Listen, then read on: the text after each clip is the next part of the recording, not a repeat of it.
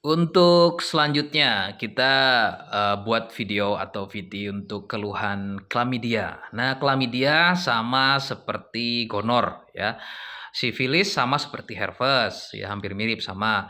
Sedangkan kalau untuk gonor ini hampir sama dengan klamidia. Bedanya kalau gonor itu dia berwarna kuning kehijauan, kalau klamidia itu biasanya warnanya bening ya, seperti lendir biasa ya.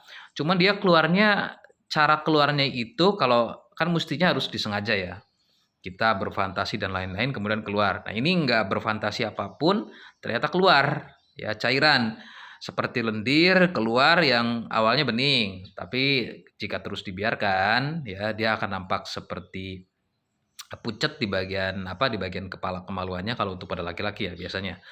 Kemudian terus nanti lama-lama keruh, berwarna kuning ya, kuningnya bukan kuning seperti susu kuning ya, bukan begitu, tapi kuning yang agak kemerahan ya, seperti warna cairan itu, cairan pipis yang warna kuning. Nah, kira-kira seperti itu warnanya. Terus makin lama makin keruh dan berwarna merah ya. Nah, itu adalah ciri-ciri dari keluhan klamidia. Beda dengan gonor, kalau gonor lebih kental, kemudian warna kuning kehijauan dan berbau menyengat. Nah, kalau klamidia biasanya nggak terlalu berbau menyengat ya. Itu bedanya begitu ya. Nah, sama penularannya dari hubungan seksual juga, cuman bakteri yang menginfeksinya adalah bakteri klamidia ya. Sedangkan kalau gonor itu bakteri Neisseria gonorrhoeae. Bedanya itu aja sih ya. Sama-sama bakteri, sama-sama dia menular melalui hubungan seksual dan ciri-cirinya hampir mirip, cuma bedanya ini warna kuning kehijauan, sedangkan kalau ini biasanya warna bening ya, tidak cukup berbau, artinya tidak lebih bau dibanding gonor dan juga volumenya tidak sebanyak gonor ya. Tapi dia akan muncul bercak di bagian celana dalamnya, kemudian kadang ada celekit-celekit agak nyeri ya, meskipun nanti kesananya untuk kedepannya kalau tidak dilakukan penanganan ya akan terjadi pembengkakan juga ya, sama seperti gonor. Kira-kira begitu ya.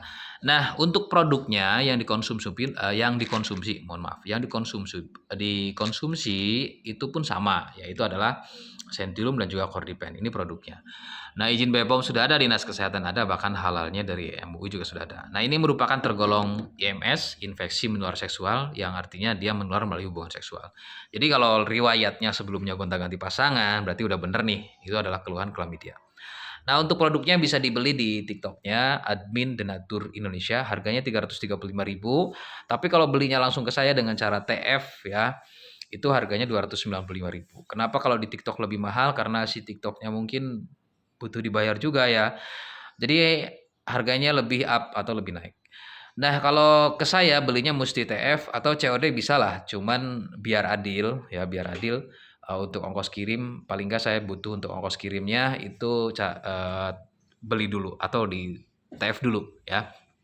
Karena beberapa ada yang, saya kirim produknya nyampe rumah nggak dibayar. Jadi saya terus terang rugi di ongkos kirim.